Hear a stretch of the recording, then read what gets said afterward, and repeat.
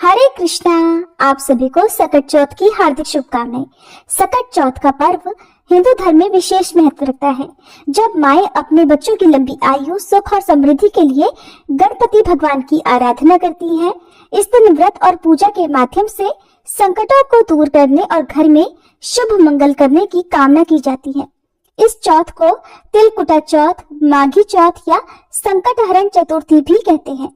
मान्यता है कि जो भक्त सच्चे मन से गणेश भगवान की उपासना करते हैं, उनके जीवन के सभी कष्ट दूर होते हैं और परिवार में सुख शांति का वास होता है। इस दिन की पूजा विधि और नियमों का पालन अत्यंत शुभ फलदायी होता है। जो महिलाएं पहली बार सकट चौथ का व्रत रखने जा रही हो, उन्हें पूजा करते समय खास सावधानी बरतनी चाहिए। आज के इस वीडियो में मैं आपके साथ सकट चौथ की बहुत ही सरल पूजा विधि शेयर करने वाली हूँ और वीडियो के लास्ट में आप जानेंगे सकट चौथ की तिथि और शुभ मुहूर्त के बारे में। सकट चौथ की जो मुख्य पूजा होती है वो आप अपने अपने घर की, अपने क्षेत्र की मान्यताओं के अनुसार अभिजीत मुहूर्त में या फिर शाम के समय कर सकते हैं, क्योंकि कुछ जगह पर शाम के समय जो मुख्य पूजा होती है वो की जाती है, कुछ जगह पर दिन के समय अभिजीत मुहूर्त में पूजा की जाती है। तो सकट चौथ की पूजा करने के लिए सबसे पहले आपको एक चौकी की स्थापना करनी चाहिए, जिसके ऊपर आप पीला या फिर लाल वस्त्र बिछा सकते हैं और इसके बाद फूलों का आसन देकर आपको गणपति भगवान की मूर्ति को विराजित करना है। यदि तस्वीर हो तो आप तस्वीर की स्थापना कर सकते हैं या फिर आप गोबर से या मिट्टी से गणेश भगवान की प्रतिमा को भी बनाकर आप उन्हें विराजित कर सकते हैं। यदि आपके पास अलग से मूर्ति नहीं है तो आप एक सुपारी पर कलावा बांधकर अक्षत या पुष्प का आसन देकर उन्हें भी विराजित कर सकते हैं। इसके बाद गंगा जल छिड़ककर आप सभी की शुद्धि करेंगे, सभी सामग्री की शुद्धि करेंगे। गणपति जी को स्नान कराएंगे। यदि धातु की मूर्ति है तो स्नान कराएं, नहीं तो आप केवल जल का छींटा देकर शुद्धिकरण कर लेंगे। इसके बाद रोली कुमकुम का गणेश जी को तिलक लगाएंगे। तिलक लगाने के बाद वस्त्र रूपी आप मौली अर्पित करें, जनेऊ अर्पित करें और अगर जनेऊ आपके पास नहीं है तो आप लाल कलावे को भी 7 बार लपेटकर गणेश भगवान को अर्पित कर सकते हैं। इसके बाद आप थोड़े से अक्षत का या पुष्प का आसन देकर एक दिया रखकर प्रज्वलित करेंगे। दिया आप घी का या तिल के तेल का प्रज्वलित कर सकते हैं। सकट चौथ के दिन आप तिल का ज्यादा से ज्यादा प्रयोग करें। दिया जलाने के बाद आप दिए का भी पूजन करें, क्योंकि जो दीपक है वो हमारी पूजा के साक्षी होते हैं। तो तिलक और पुष्प आदि दीपक को आप अर्पित करें। आज के दिन माँ गौरा की पूजा करनी चाहिए। सकटा माता के रूप में माँ गौरा की पूजा की जाती है, यानी माँ पार्वती की पूजा आज के दिन आपको करनी चाहिए। और उसके बाद आप माता पार्वती का श्रृंगार करें, माता पार्वती को तिलक लगाएं और लाल चुनरी या लाल कलावा माँ को अर्पित करें। फिर आप सकटा माता चौथ माई का ध्यान करें। सकटा माता की यदि आपके पास कथा का पोस्टर है तो उसमें भी आपको सभी तस्वीरें मिल जाएंगी। आप उनमें जो भी तस्वीर बनी हुई है उन सभी का तिलक करें और जल का छींटा भी उन्हें दें। पुष्प और माला अर्पित करें। इसके बाद आप गणेश भगवान जी को दूर्वा अर्पित करें।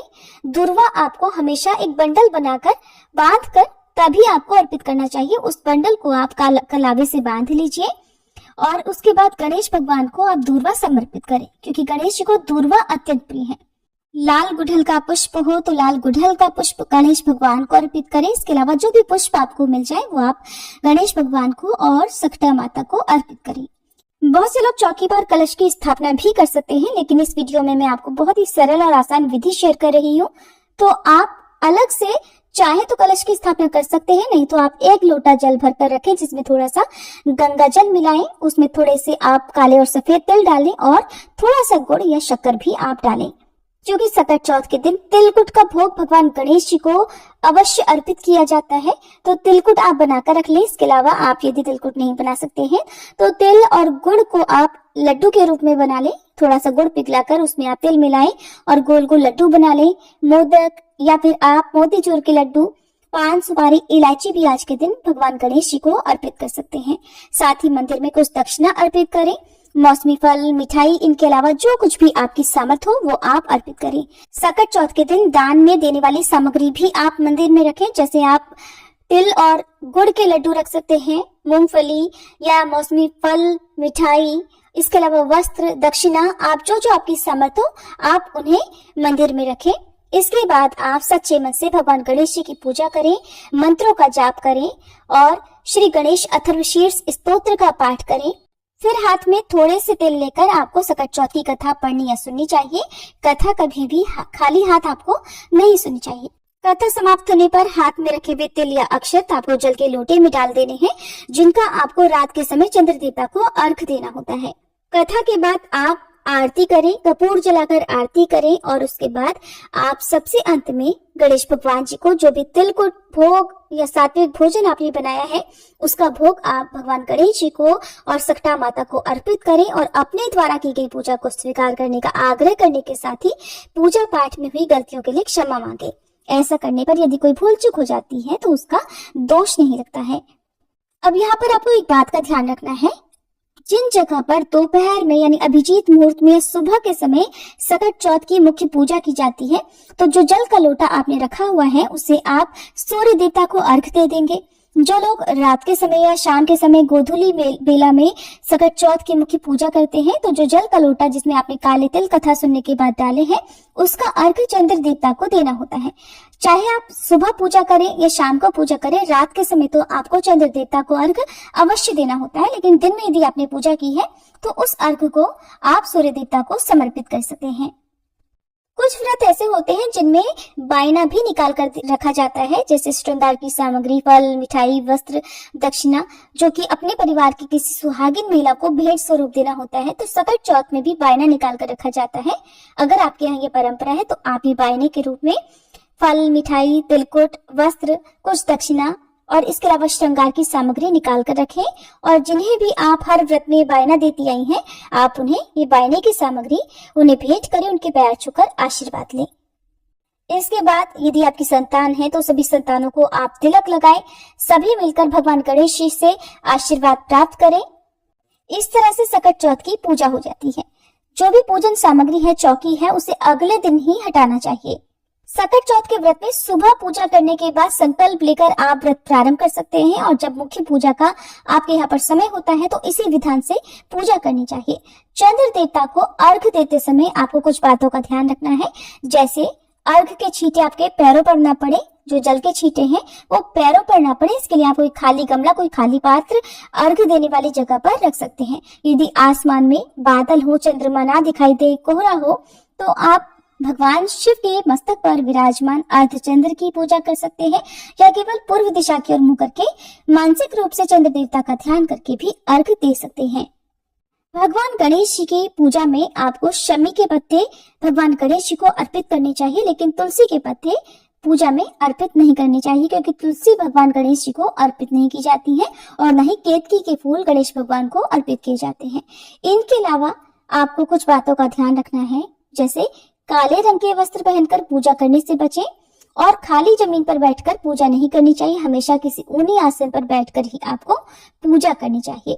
चौकी अलग से स्थापित जरूर करें, क्योंकि ये बहुत ही बड़ी पूजा होती है, साल भर में आने वाली सबसे बड़ी चौथ में से एक चौथ मानी जाती है, तो आप अलग से पूजा जरूर करें। जो लोग व्रत नहीं भी रख पाते हैं उन्हें भी इस दिन विधि विधान से गणेश भगवान का पूजन करना चाहिए। ये थी पूजा विधि की जानकारी। अब जानिए शुभ मुहूर्त के बारे में। इस बार माघ मास के कृष्ण पक्ष की चतुर्थी तिथि प्रारंभ होगी 17 जनवरी दिन शुक्रवार को सुबह 4:07 से और 18 जनवरी शनिवार को सुबह 5:30 बजे चतुर्थी तिथि समाप्त होगी। इसलिए इस बार संकष्टी चतुर्थी यानी सकट चौथ का व्रत 17 जनवरी शुक्रवार को रखा जाएगा। शुक्रवार के दिन सूर्योदय होगा सुबह 7:14 पर, सूर्यास्त शाम 5:59 पर।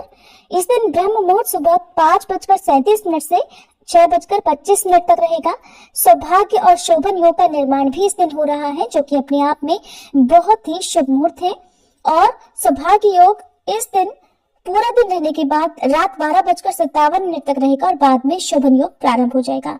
अमृत काल सुबह 10:11 से 11:53 तक रहेगा। राहु काल, जो कि अशुभ मुहूर्त माना जाता है, सुबह 10:30 से दोपहर 12 बजे तक रहेगा। इस दिन पूजा का सुबह का शुभ मुहूर्त सुबह 5:54 से 7:15 तक रहेगा। शाम की पूजा का मुहूर्त शाम 5:48 से 7:09 तक रहेगा। अभिजीत मुहूर्त दोपहर 12:15 से 12:58 तक रहेगा।